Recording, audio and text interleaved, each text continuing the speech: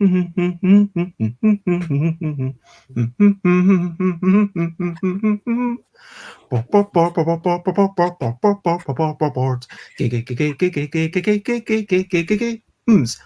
games, it's what we're talking about. Board games and books, I'm not gonna shout. I am starting off this streaming with a little bit of singing, and we are going to take a look with Amanda, who wrote the book about the award-winning board game series, and we'll talk about making things based on IPs, and we'll talk about how this came to be, and we'll talk about a little bit of personal history, board games and authorship, and writing about IPs is what we're talking about. Board games, books, and writing about pandemic, I'm not gonna shout. Hello and good morning, good afternoon, good whatever it is, wherever you are. This is episode 457 of Busy Beats and Briefer Bledder. And today I have the wonderful Amanda with me. Thank you very much for joining me. Thank you so much for having me, Bez. It's good to be here. Yeah, so I reached out to Aconite Books. I saw them at UK Games Expo and showing off a whole bunch of titles, a couple of forthcoming things, and then I was like, oh, they've got things based on board games that you wouldn't have thought of having a strong story, because Games Workshop have been doing this for decades, having books based on this history where those games, even the rules manuals, they're hundreds of pages long. With lore, it's kind of a borderline RPG, so it makes sense. But then, except for arguably Pandemic Legacy, the rest of the series doesn't really have a strong story. Same with Terraforming Mars, same with a lot of titles. So I thought it would be really interesting to talk about how much you, as an author, have to invent. And really what I want to get down to is how much are you actually able to tie in? So we'll start off talking about your life and talking about your relationship to board games and authorship, and then we'll talk about this particular project. How does that sound? Sounds fantastic. And before we get on with the show, do you have anything that you would like to share with anyone, or anything that you would like to mention about this book? I mean, I've had a read of it. I was given an advanced reading copy. It says little bits might change, so I was about to ask if I could I love the acknowledgements at the end, like the amounts of love and passion, and at the start where you credit all the medical professionals, and there's a lot of, I really responded emotionally to when you started talking about the current pandemic. And so because how can you write a book and not talk about COVID? It's kind of like almost the elephant syndrome. But it is like, for those who are wondering what kind of book it is, my 30-second review, it's a roller coaster. It's something of the same tone and levity as the Da Vinci Code, or, CSI Miami, something like that, and just a bit of excitement wandering around trying to find patient zero, as it says on the title. But is there anything that you would like to make us aware of about this particular title before we progress? Look, I think the most interesting thing is its journey to publication. It's actually I was approached to write for Aconite Books before Aconite Books were actually announced as an imprint. So it was all very secret squirrel at the start. I was asked if I wanted to write for them. I said yes. Was kind of given a list of projects to choose from, and Pandemic was what I chose and ended up writing for. And this was back in 2019, so early 2019. So we went through the whole pitching process, pitching some ideas, and in order for me to pitch the story, I kind of needed to know about the characters and the world and stuff. And so I inadvertently ended up setting up a series Bible for the potential novel series, where I set up all the characters with their backstories, I set up the organisation, even right down to the logo and where they're based, and an org structure of how they fit into the WHO. Went to all this Wow. effort, and then pitched, and then got the pitch accepted. And then I did a whole bunch of research. I had to get up to speed on pandemics and what epidemiologists do, and then a whole bunch of research in South America and, all sorts of stuff.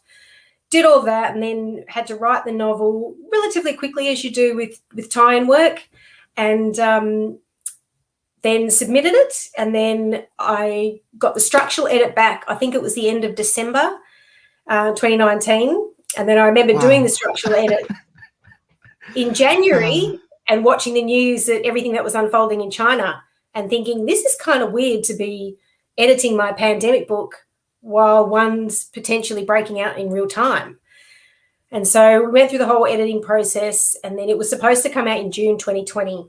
But naturally, given things, it was pushed back initially to September, then to March, and then we got to this year, and then the vaccine was rolling out and things were looking good. And so we kind of got the green light to go ahead and set the release date for September, and then the Delta variant broke out. So it's been a roller coaster. And before we released it, though, I was asked to do another light edit and add in references to COVID, because it was going to be weird to release a book post-COVID and not mention it at all, considering how much it has just stopped the whole world. So there was one extra edit just to add references to COVID, so we weren't completely ignoring it. So it's been a very interesting ride to publication. But, look, I learned a lot, and I've got to say, when the pandemic was breaking out, after all my research, I was like, oh, this isn't good. And there was a lot of people who didn't take me seriously when I'm saying, no, this is good. If this gets out of China, we're like in bad trouble. And then sure enough, and one of the documentaries I watched while researching the book, there was an Australian scientist saying that, if when a pandemic does happen, we're going to be grossly underprepared for it, and we're all going to be in a lot of trouble. And a lot of people just weren't taking it seriously. A lot of particularly Western countries think it's something that happens in third world countries, So first world countries and third world. So and I think it's taught us a very, very important lesson. Yeah, and what you just said about thinking that it's so far away from you, that's something that one of the characters, I think it might be Helen, mentions in the book, and how everyone was so blasé, and everything that you write, there had to be a lot of guesswork in how people are going to respond, in terms of, okay, people are going to be blasé eventually. And it's, I mean, I'm sure that in 10 years' time, people will be, oh, this was slightly different or whatever, or that doesn't quite make sense. And any medical professional reading the book is probably, like any TV show or any book based on that sort of subject, there's going to be a bit of artistic license. It's not like everything is perfectly constructed and this is exactly how things would happen. Of course, it's absolutely meant to be an entertaining story. And it's not meant to be realistic. It's not meant to, I mean, correct me if I'm wrong. Sorry, I'm speaking for you. No. I took creative license. I tried to get it as real as possible, but you do need to take creative license. Otherwise, you might end up with a bit of a boring story. Especially if you stick to real timelines and how long things take, you need to speed it up in the book world. It's definitely, I have used creative license. Magical computers and advanced technologies and amazing cooperation that doesn't quite work. The devices they use out in the field actually do exist, where they can do the quick testing and stuff. So, so you can actually check it against all the samples and just take a sample and then upload it, and it checks against everything on a database. If it's an existing thing, so like if they're like picking a plant and testing a plant, they can do their little experiment and feed it through this machine, and it'll tell them what the DNA is and things like that. And so they can do the same with like blood samples and all that sort of stuff. So it's not a lot of scientific outfits probably wouldn't have the budget to have the little gizmos, but they do exist. Okay. Well, before we carry on talking about that, let's take a step back, talk about what's been going on with us personally, and talk about some recent highlights, living life and seeing the sights, recent highlights, playing games and other delights, recent highlights. So regular viewers might know that I was packing a whole bunch of things, and someone just posted on Instagram to say that they got one of my parcels. So that was very exciting, and with all the packages that I sent out, I did a very quick doodle on each one, and so and made this little comic that I folded to say thank you for backing the Kickstarter. And because those people who support you on day one are so vital to growing as a creator, so it was lovely to see that people, yeah, it's arrived. I only posted it second class on Thursday. It's arrived, so hopefully some of them will be arriving over the next week. I'm quite excited about that. And yes, that for me was a recent highlight. Yesterday, just doing a whole lot of playtesting, and I think that we played a lot of L-Deck games, which is my game system, trying a lot of different variations. We also played a game by David Brain, which was the Occidental Annex, if you can get what that's based on, a cheeky IP. But that was a game all about politics and maneuvering things and trying to be pushing your own agendas forwards with a little bit of guesswork and deduction. It was a day of fun and playing games. And yeah, that's some of my recent highlights. How about you, Amanda? See, the trouble with being a writer, a lot of my recent highlights involve projects that I can't talk about yet. So there's some exciting things in the works, but I just can't talk about them. I could probably talk about one, because I did mention it back in 2019, but it was another thing that got kind of torpedoed by COVID and the release delayed. But I actually, speaking of board games and tie-ins, I have got a short story in the Warhammer 40k universe. Ooh. That's speaking of Games Workshop, as we did before. Yeah, so that should be coming out next year, but I better not say any more about that just yet.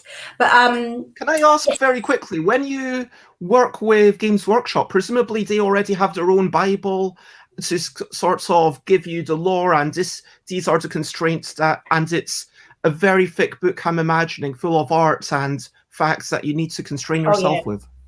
Yeah, they so all my dealings are obviously with Black Library, and yeah, when I started, I got a nice document that kind of gave me all the background to the world, because it's such a rich, amazing world and there's just, there's so many different factions, so much to get your head around. But yeah, they had a really good document with really beautiful imagery and all of that. So yeah, and obviously they've been doing it for decades. So they're perfectly set up for it. That makes, and can I ask, like, how many pages is the document? I'm just trying to get it into my head. Wrap my head around. Are we talking? I can't remember. I haven't probably looked at the document since 2019. So it was a pretty lengthy document, but it was a big document. But that's mainly to do with all the imagery. But yeah, no, but it was very, very, very useful. Because at a certain point, there's always do we need to give all this information to everyone, and trying to curate that information to then give to all your partners? That's got to be a difficult decision on their part.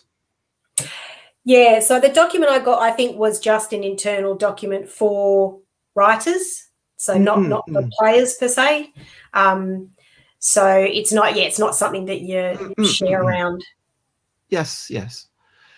Now, that sounds great. And let's move on to Questionably Quick Questions, which is the name of the next section. It's not an interrogation. It's just the Questionably Quick Questions section. So, Questionably Quick Questions. What's your earliest memory that you would like to share? Oh, boy. Well, the first memory that just popped up in my head's not a nice one. It's when I was attacked by a dog when I was like 4 and had to go to the hospital. Yeah, there was a stray dog hanging around my dad's work, and I wanted to feed it because I'm a nice person. So we took some cold meat out of the fridge and fed it, and while it was eating, I patted it like towards the back, not near the head, but it turned around and went and bit me like right there. So my mum had to chuck me in the car and take me to the hospital because I was bleeding. I think Well, it looks like you weren't left with visible scars, so yay. Yeah, it's a nice blurry screen. You can't see too close. But no, let's think of a nice memory. What is a nice memory? Well, just a general nice memory is that I was very lucky to grow up in a middle class household with a loving family, 3 older brothers. So I'm a little bit of a tomboy because of that, because I'm the baby. But yeah, just a general nice thing. I was very lucky to grow up in Australia with a loving family. That sounds fantastic. And so you came from a comfortable childhood. Were your parents writers at all? Was that something that they cultivated within you, or did it come from another source, would you say? Well, funnily enough, both my dad and my pop wrote little sort of mini biographies on their lives later in life. But mum was artistic. She was a pretty good drawer, and she had a deep love for film. So I think I got my deep love for film from mum. So I think the creative side was mum, though my father's side's quite musical and my brothers had a band. So there's a bit of creativity on both sides, I think, but none were writers per se, like fiction writers.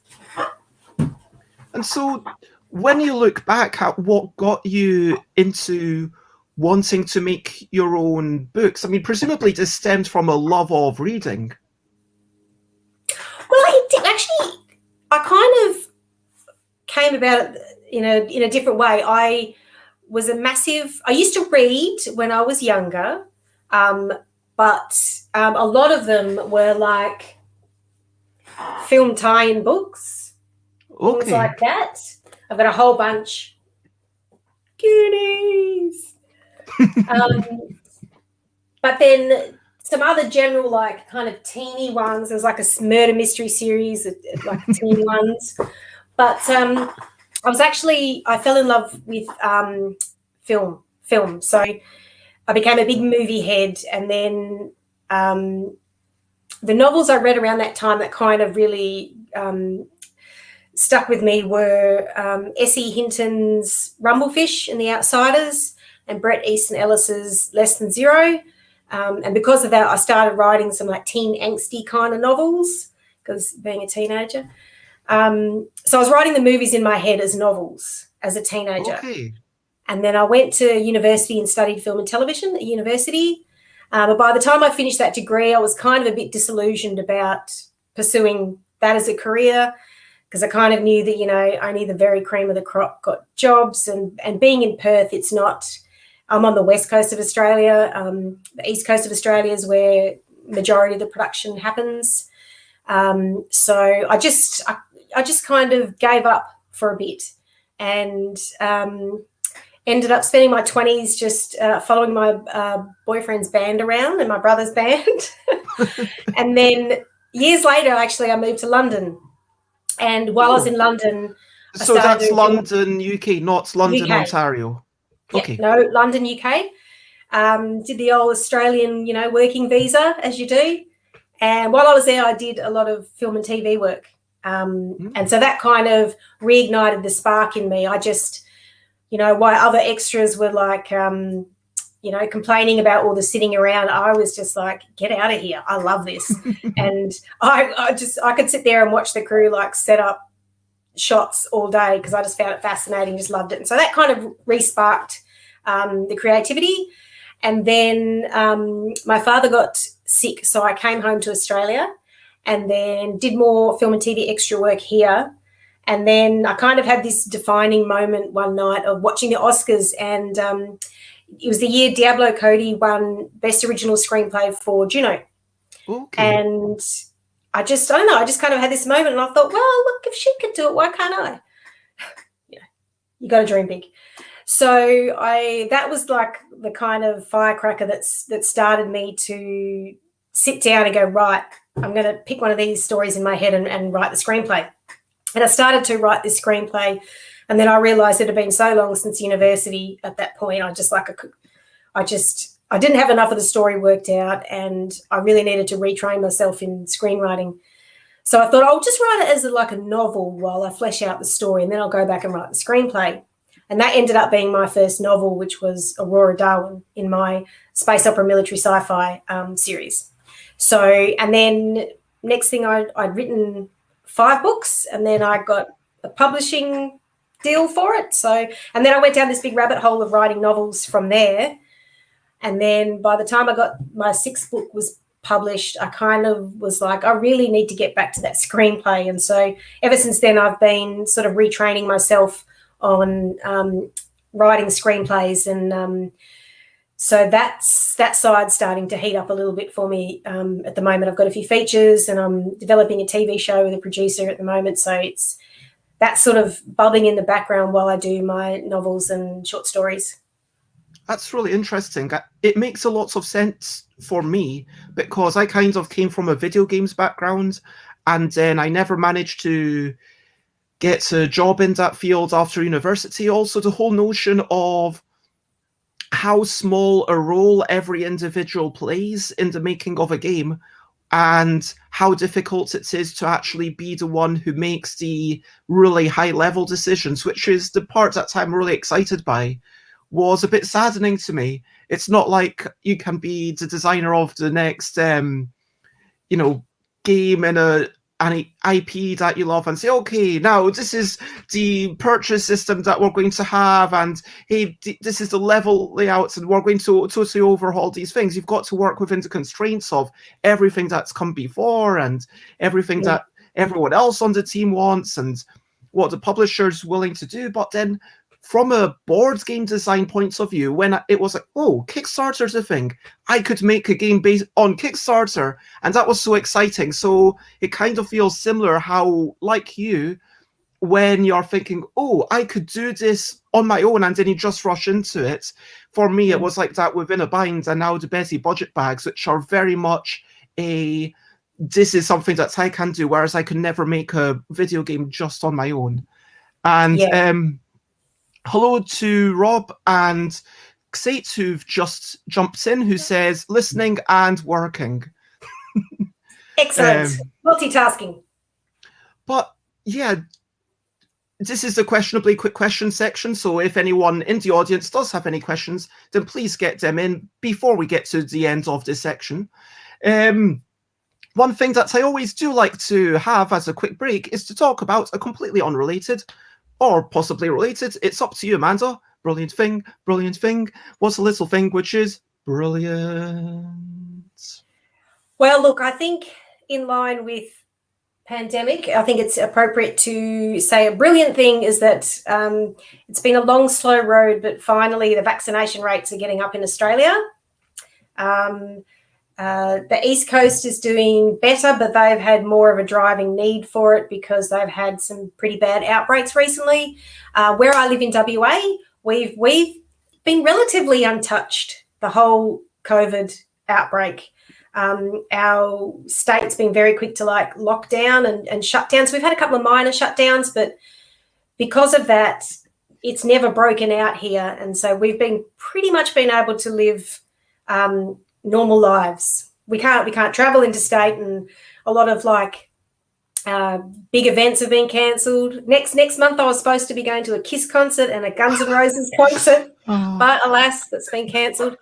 So we've had, we felt a little bit of it, but generally we've had a pretty normal life, and that's been great. But we're definitely at the point now where we need to get the vaccination rates up. And WA, my state, has bbeen dragging their feet a little bit because there's been less of a threat to us. So but it's so I think we just passed maybe 60% double dose. So it's not bad, but we need to get up there because I want those borders open. Hopefully we can get the vaccine worldwide, not just in Europe and English-speaking countries, but I hope that it does go to African countries and a lot of places that seem to not be getting the number of doses that they might want. So I absolutely agree. Vaccination, brilliant thing. Absolutely, especially the richer countries where the vaccines are about to expire. They need to ship them over to Africa, definitely. I heard that there's like 19 different variants in Africa. I am embarrassed and disgusted by the British leadership. I don't normally get too much into politics, but sometimes we touch upon it briefly. The Australian leadership's not much better, let me tell you. Possibly something a little bit lighter. Xates asks us, what is the current tagline of the book of your life? If you were to write a biography right now, what would be its tagline? Stubborn woman persists at all costs. I like that. Something along those lines, or every time she gets knocked down, she just gets up and keeps going.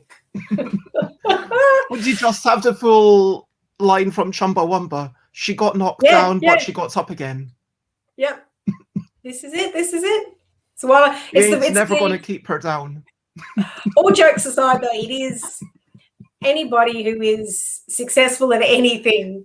They're successful because they keep going. They've got the discipline and the determination, and they just keep going. So if you give up at the first hurdle, you're not going to have any success, obviously. So stubbornness, yes. For sure. While we're talking about questionably quick questions, I would like to reach back into your life again and ask, what was your introduction to board games? What's your relationship to board games, would you say? So I'm a child of the 80s. So I obviously Monopoly was a big thing in my house. We used to play a lot of Monopoly. Was a big fan of Trivial Pursuit. Love the quiz one, especially answering the entertainment questions. That was my bag. And it's not a board game, but one of my favorite games when I was younger was Guess Who.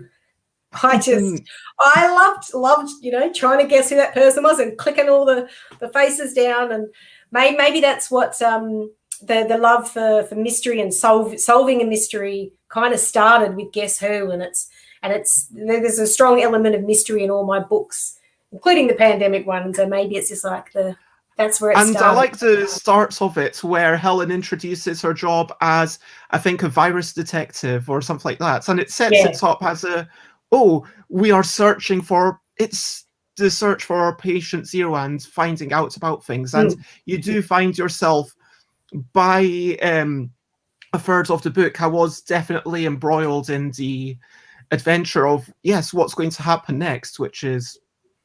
I actually borrowed some of that text I was listening to a podcast interview, I think it was of a British epidemiologist, and she was the one who described it.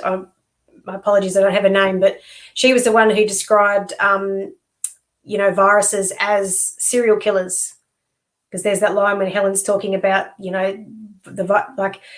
they're disease detectives as opposed to like serial killer detectives, hunting serial killers, but the serial killers that the epidemiologists face have the potential to kill millions of people. So that was all kind of borrowed from an interview with I'm pretty sure she was a British epidemiologist. And I think that's the nature of being a designer or doing any creative work. It's never 100% your own. I mean, I think that even if I manufactured a game myself, which I've never actually manufactured it, I always send it to like a professional printer, like someone else, to actually do the printing and stuff. But even if I did that, even if I didn't get anyone else to test it, all those ideas, like I would have like some inspiration from something that someone else said. And I'm sure like in my writing, it's in a book manual, like the layouts of things, and in a novel, you're going to have little, oh, that's an interesting metaphor, or this is an interesting simile, or this is an interesting structure to use. Yeah, we're basically sponges, I think, and we just all throughout our lives, it can be things people say or things we see or things we've read in another book or seen in a film, or we always, take elements of that and then create our own thing from that. Okay, so to wrap up the questionably quick questions, first, which of these drinks would you rather have? Whiskey drink, vodka drink, cider drink, or lager drink? Well, I'm actually a rum drinker, but of those, I'd probably take vodka or cider. Okay. What was the last board game you played? Well, it might have been Pandemic, or the name escapes me and it's not in my sight. It was a zombie one. I played it with my nieces and nephews. It was very, very complex. I can't remember the name of it, but it's a zombie one. With lots of miniatures? Was it Zombicide? Zombie 15? Wasn't zombie. It was, I think it had Dead in the title. Dead of Winter? Dead of Winter. That's the one. And it was taking, the thing is, the jump from like the board games were what I grew up with was so simple. And then you get to the board games of today and they're actually quite complex and you've really got to like study the rules. It's quite funny. There is definitely a wide variety of complexities for sure. I wanted to ask, how many Pandemic games have you played? I've only played the original. I've not played any of the other variants. So, and I have to say, every time I have played this, I have killed the world. So I don't think I would make a very good epidemiologist or any of the other roles in the game. No, every time I played it, I try to save the world and I end up killing it with all my my colleagues. So it's not that you kill it; it's just that you fail to save it, right? Yes, I mean, the virus has gone out of control, and we can't seem to make the right moves. I mean, I think the real lesson here is that you can't have just one team in charge. Whilst that might make for a great story, they really should have sent in a backup team, right? If that was real life in your novel. And that's actually one of the things I really loved about playing Pandemic was that it was such a collaborative game, because I was so used to playing games where it was all about competing against each other and, and fighting to win. Well, I really loved the fact that with Pandemic, you all work together and take your turn to try and beat this thing together, which I thought was just fabulous. And when was the first time you ever heard of Asmodee and Aconite books? Well, when they approached me to write for them. So it was before the imprint was announced. So it was, I think they announced it later in 2019. And so I started dealing with them in, I think it was like April 2019 or something. So that was the first time. So it was brand new when they were setting it up. So yeah, it all came to light then. And I wasn't aware of Asmodee games, but I am now. And to wrap up this section, I normally ask books or podcasts, but with you, the answer seems obvious. Is it? Sorry, books? So I'm going to say audiobooks or other podcasts. So ignore books, just specifically audiobooks or ad-lib podcasts. I listen to both. I do. although my audiobook reading has dropped off this year, but now summer's coming back here. I've got a lot of garden to water, so I listen to audiobooks while I garden. So I listen to audiobooks, but I also listen to podcasts. Normally, when I'm trying to learn something, I listen to a lot of podcasts. So when I was writing my book, The Subjugate, which is about serial killer, I was listening to a lot of true crime podcasts. And then, you know, when I first started writing, I was listening to a lot of writing podcasts. And lately, probably the last few years, a couple of years, I've switched more to like screenwriting podcasts. So I do the podcast more for educational purposes. Well, thank you very much. Hopefully people feel like they've gotten a good sense of who you are and your relationship with the world. Now, I would like to carry on talking about Asmodee, this massive conglomerate. I know they call themselves a family. I'm not... It is like a big multinational company taking control of basically the entire vertical slice of board game. I think they're trying to step into manufacturing now. That's the only part that they don't actually own, to my knowledge. I might be wrong, but they even have some direct-to-consumer channels, and they've got, yeah, all sorts of things going on there. But anyway, so they're trying to expand. They reach out to you. What was that originally like? Did they have something in mind when they reached out, or was it just to say, hey, these are all our IPs, would you be interested in any of them? Yeah, so it was that. The link, I suppose, was that my previous book, The Subjugate, had been published by Angry Robot Books in the UK, and the publisher at the time was Mark Gascoigne, who then went to set up Aconite Books, the imprint. So I'd worked with Mark before, and so his offsider Lottie reached out to me and then said, would you be interested in writing for us? And I said, hell yeah, because I've been wanting to get into tie-in writing for a while. And so this was just like, it was perfect. So, yeah, and the rest, as they say, is history. And what was it about pandemic specifically that made you think this is the one that I want to tackle? It was about finding what's the right fit for me as a writer, and also it wasn't solely my decision. Obviously, it was a publisher's decision as well as to what my strengths and weaknesses are as a writer and what would I would fit best with. And the beautiful thing about pandemic was that it lends itself perfectly to like a procedural. And my book, The Subjugate, which is a near future sci-fi noir, was basically a police procedural. So I'd had proof that I can do procedurals and thrillers.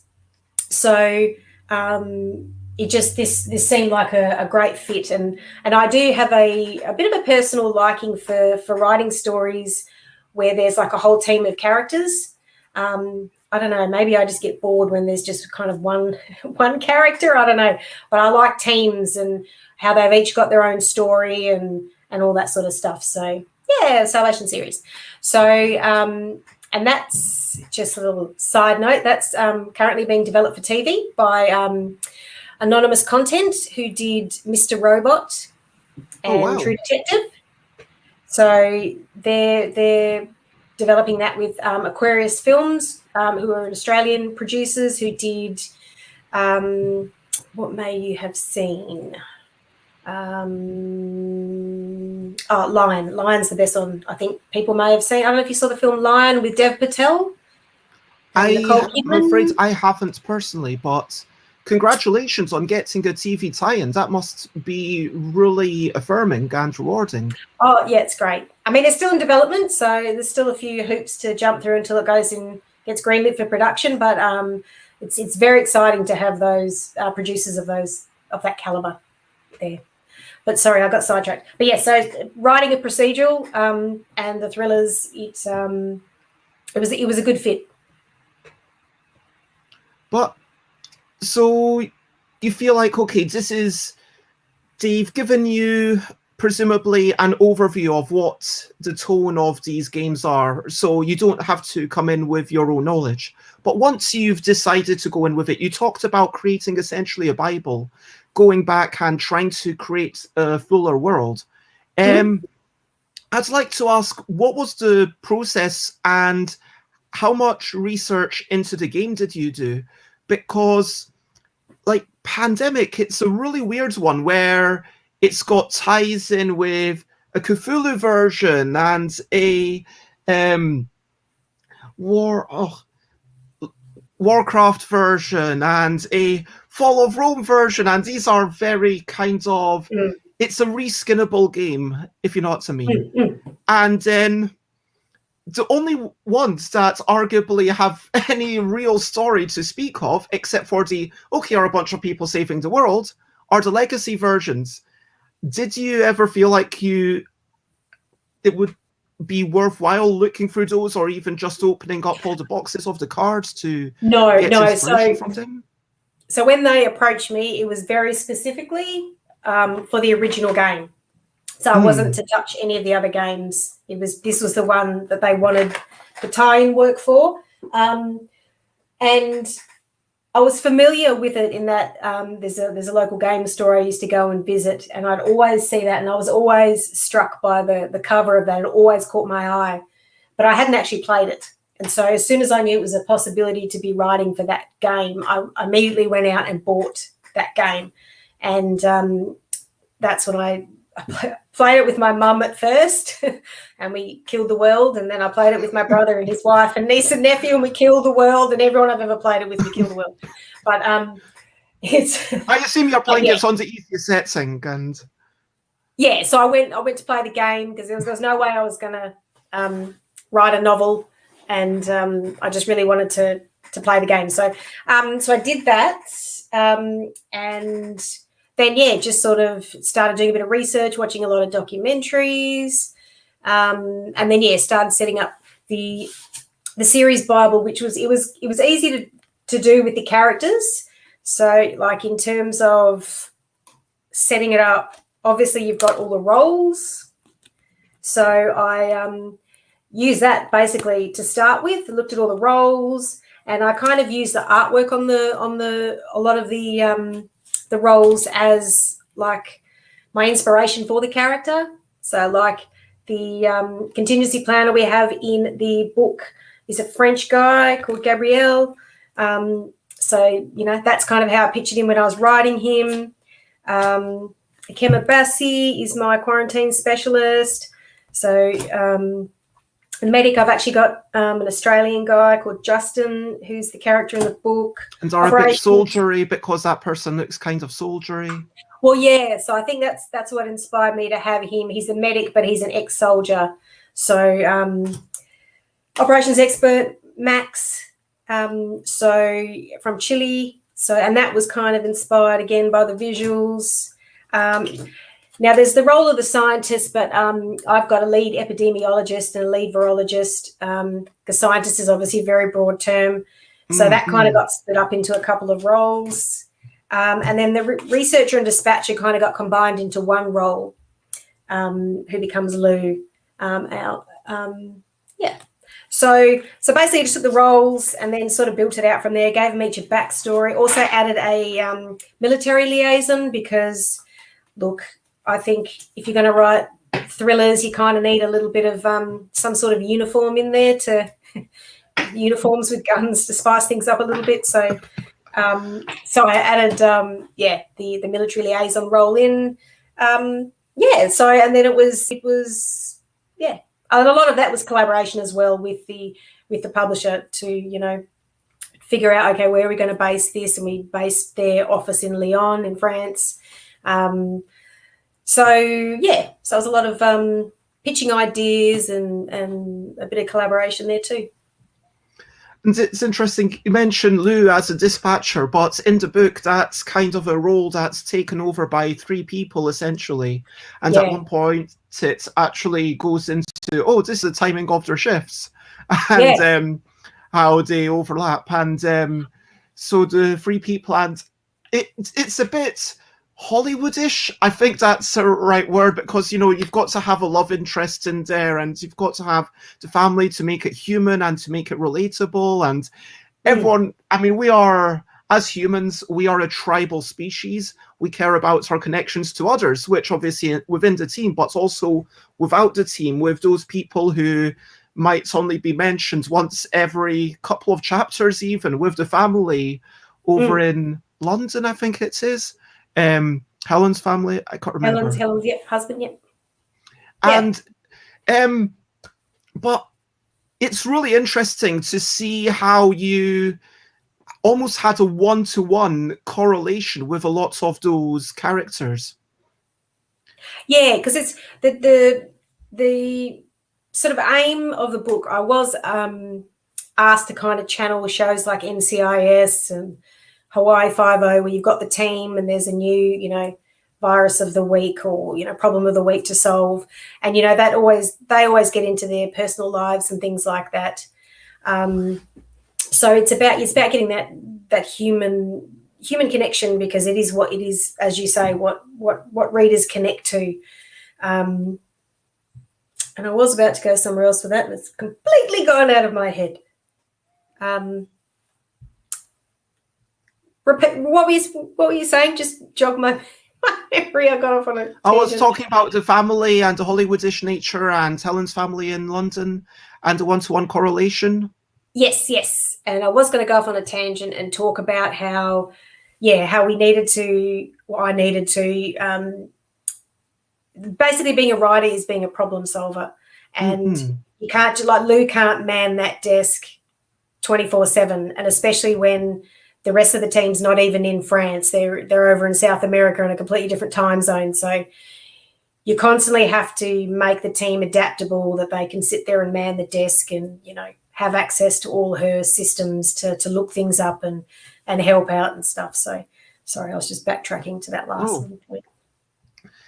I'd like to touch upon, if I may, the notion of board game IPs in general, and specifically with board games that don't have a very strong story, if I may be so bold. I mean, Matt Leacock's an amazing designer, don't get me wrong. I think they've done amazing work, but I think Pandemic has done very well because, yes, the theme is one that captures the imagination, but beyond, and there are allusions to the theme, but ultimately, board games like Pandemic tend to focus on the systems a lot more than the narrative.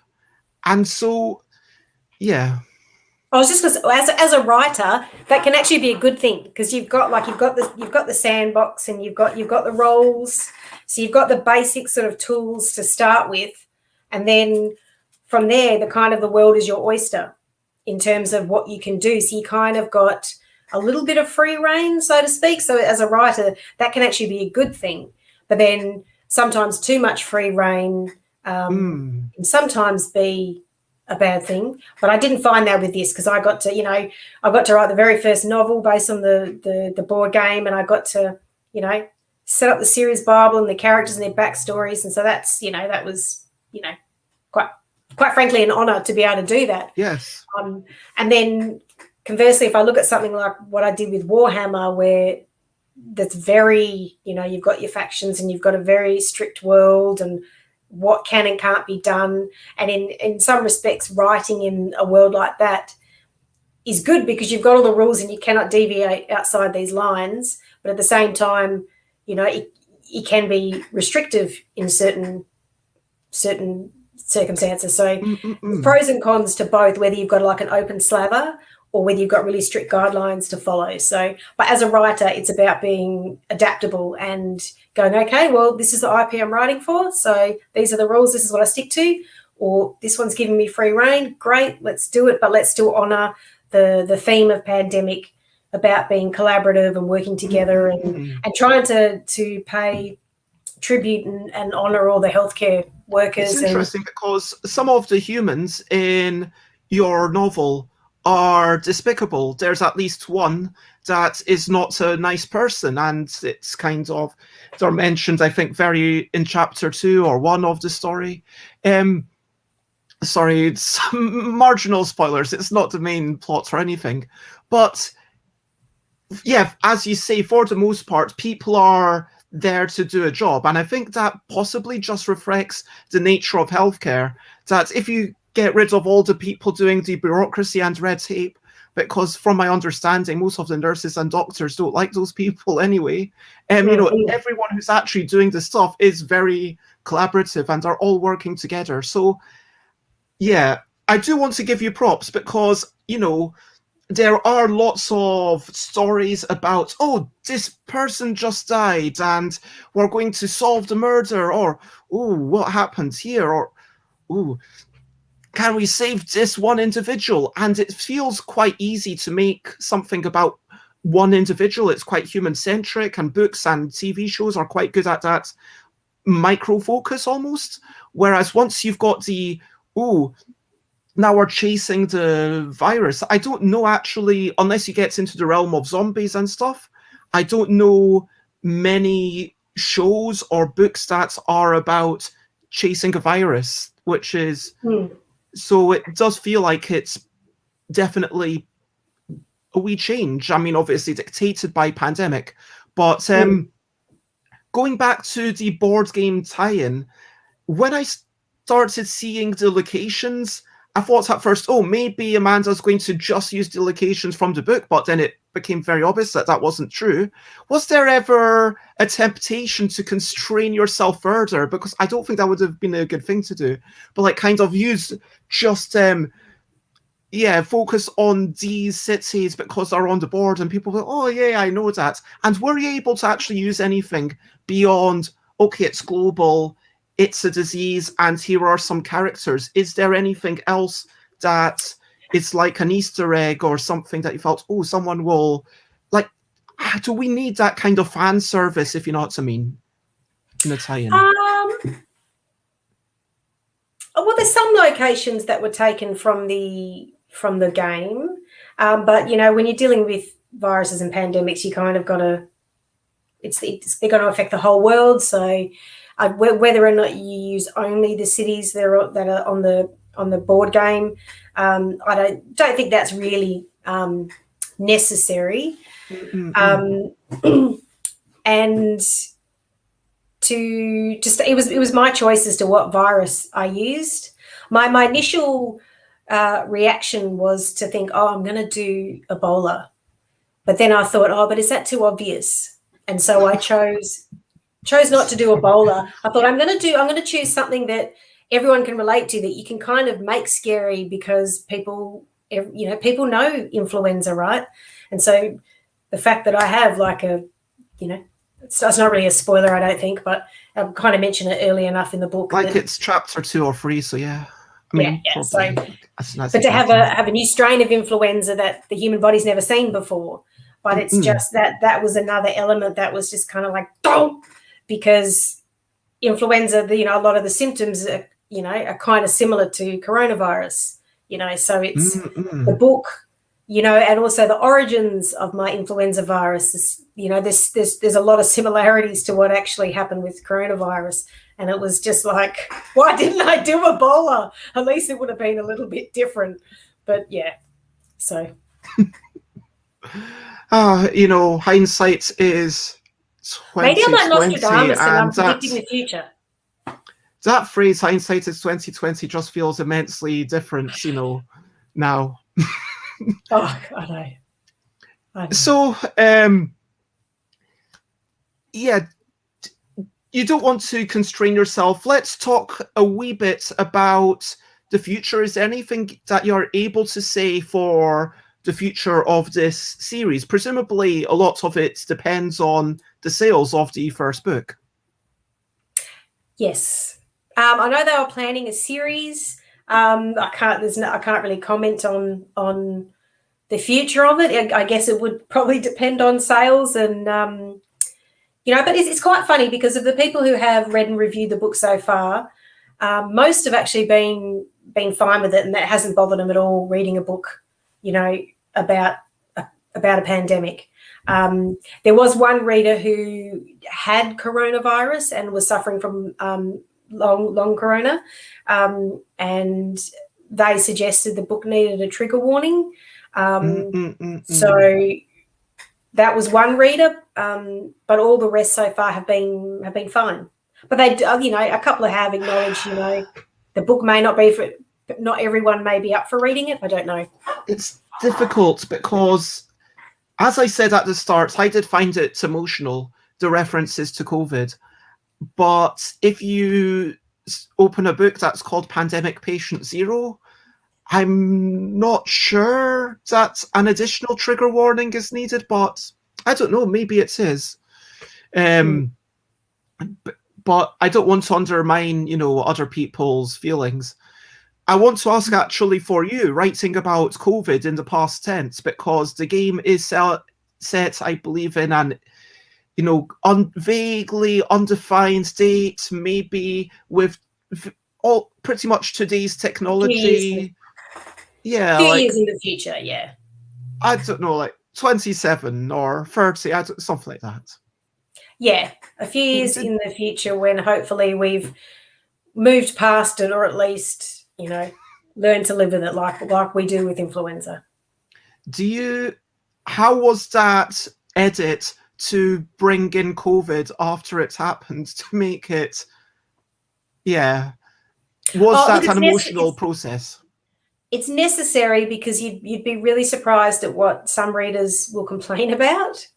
An example of this is I was talking to another writer friend who writes romance, and she knew a writer who had written a time travel book that went between summer of 2020 and like back to the 1950s or something. And one reader complained because in her book in, summer 2020, there was no mention of coronavirus, and gave her like 1 star or something. So it's like, I know. So it's like, you're damned if you do and you're damned if you don't, really. It's one of those things. We had to acknowledge it because you just can't, especially when you're talking about pandemics. It just would have been crazy not to. Absolutely. Like when I started, I can't remember when the first reference is. It might be literally, it feels like it's referred to in chapter 2, and pretty much every chapter thereafter has at least one reference to it, saying, oh yes, people have recovered from COVID, and people have become blasé about COVID, and people have moved on from COVID, and this could be as bad as COVID, and it's these kinds of comparisons. At the start of reading the book, I imagined it was going to be set in a completely fictional world, I want to say, and there's something kind of cuddly and okay, we're at arm's length, and obviously it's still a work of fiction, but very much inspired by the real world. And I think that, for me, I think gave it extra depth. But yes, it's necessary. Yes, it makes the book better. But I want to ask my question again about, was that editing emotional at all for you personally? I don't know about the word emotional, but for me it was, I knew it was something that had to be handled delicately. It was not, I had to be careful about what I said. But also, when I did this extra edit, I think it was 2020, and so much more has happened since then. So it's an ever evolving thing. We're learning new things about coronavirus every day. So there's only, you get it as accurate as you can for the time, and you just try and be as delicate as you can when you put it in. That makes perfect sense. Now, I'm aware that I said this was going to take to an hour, and we've reached that point, and I want to say thank you very much for your time. The one question that we'll have a very quick what we're up to next and wrap up. But before I do that, I want to ask, do you think that every board game that has a setting could have a book attached to it? Oh, yeah. And do you think that every board game that has a setting would benefit from a tie-in book? I think it could do. I mean, like if you use Hollywood as an example, their I think they're like developing a film based on, you know, the Slinky toy. Wow, I was Slinky unaware toy. of this. What? There's also, if there's a toy out there, someone somewhere is trying to develop a film around it. So I think it's the same with board games, and I think board games, I mean, like your point where you didn't think there was much to extract from pandemic, but there's a whole realm of possibilities that you can extract from that. Oh, I mean, it has a very strong theme and Very setting. nice. Don't get me wrong. It's got Yeah. I mean, not just what board gamers talk about as a theme when they really just mean, oh, a theme of zombies. To me, that's not a theme. Like Dead of Winter has a theme of betrayal and, you know, paranoia, and like Pandemic for me, playing Pandemic and finishing Pandemic Legacy when COVID kicked off, I felt weird talking about it, but I feel like actually the theme of Pandemic is one about human triumph and cooperation and triumph through cooperation. Yeah, look, I think as I said earlier, that I think being a writer, you're a problem solver. So put a board game in front of any writer, the writer should be able to come up with a story for that board game. It's a challenge of any IP that you're given, whether it's a slinky or a board game or a chocolate bar. You know, you just that's the job of a writer. You've got to come up with a engrossing enough story to keep people to read. And as long as the book stands on its own legs, as long as it's a good one, it can only add, I guess. Yeah, why not? And there's also a distinction, I think, that should be made between, you know, whether you're trying to write something that's going to be, a critical darling and an award winner, or you're writing for sheer entertainment. You're writing for the reader who's in an airport bookstore who's going to pick up that book and read it on a flight from New York to London. You know, something they can read in the 8 hours or whatever it is, and just be entertained. So and I think a lot of that.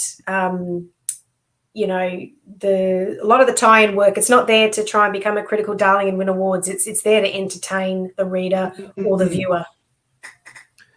And if, for those who are watching, or maybe you're watching after the fact, I'd like to ask you, what weird board game do you think would be funny to have as a book? I'm thinking of my own game, Yogi. So this is a game all about contorting yourself. And then, so maybe there's a world in the far-flung future where people have competitions of contortion to, this is starting to sound very surreal and like weird comedy, but people settle disputes and political disputes by contorting themselves. And this is the world in which this, You never know. You never know. Like I say, the right writer will find the right story to use that IP for. Or a game about whimsical creatures and trying to identify them after some makes noises. The little one that looks grumpy, you know, maybe like it could be almost like a series of Mr. Men books, like each of the different creatures could have like, you know, just a tiny 10-page or 16-page book about them. So yes. Well, see, and this is the other thing about with the IPs. Is it best suited to a short story? Is it best suited to a novel or a novella? For TV stuff, for screen stuff, is it best as a long-running TV show? Is it a limited series? Is it a feature film? Is it a short film? It's all, there's many possibilities. Is it an audio play? So there's many possibilities. Well, it's been a lovely chat. Thank you very much. And anyone who's watching, you're also invited to comment where I ask, over to you, what are you up to? You can share, but only if you want to. But Amanda, is there anything that you would like to share? Something that you're looking forward to doing? Something that you have to be doing? You can share anything, whether it's fun and frivolous or super serious. Well, look, I've got to... I need to finish writing the 8th book in my Aurora series. If there's any Aurora fans watching, thank you for your patience. I appreciate your patience. I'm getting to it. I've just been busy. So that's probably going to be my day tomorrow is writing. Well, presumably that is something that you love. I mean, given that you've made it into your profession, and I hope that you are able to come up with something that everyone continues to love. And congratulations on everything that you've achieved so far. Thank you very much. I am personally today having a bit of a quiet day. I'm going to just be doing lots of tidying, to be honest. I might have Layla over, make some dinner, we'll eat together, we might chat, we might play something. But I'm not giving myself any obligations at this point. And indeed, it's a weekend. Just a lot of tidying. We have talked about so much. It's been lovely about your journey through film and your parents and how you had a attack by a dog. I mean, that sounded horrible. Sorry, that was a random memory. No. I mean, these kinds of high emotions, it's what sticks with us. But then having a comfortable childhood, that's good to hear. Talking a wee bits about Monopoly and Guess Who, and then coming to modern board games like Dead of Winter and Pandemic, and being approached and thinking, okay, how can I do this, and making a Bible and then writing a book. And we talked about, you need to talk about the real world stuff, even if some people would say, well, I want to get away from this aspect.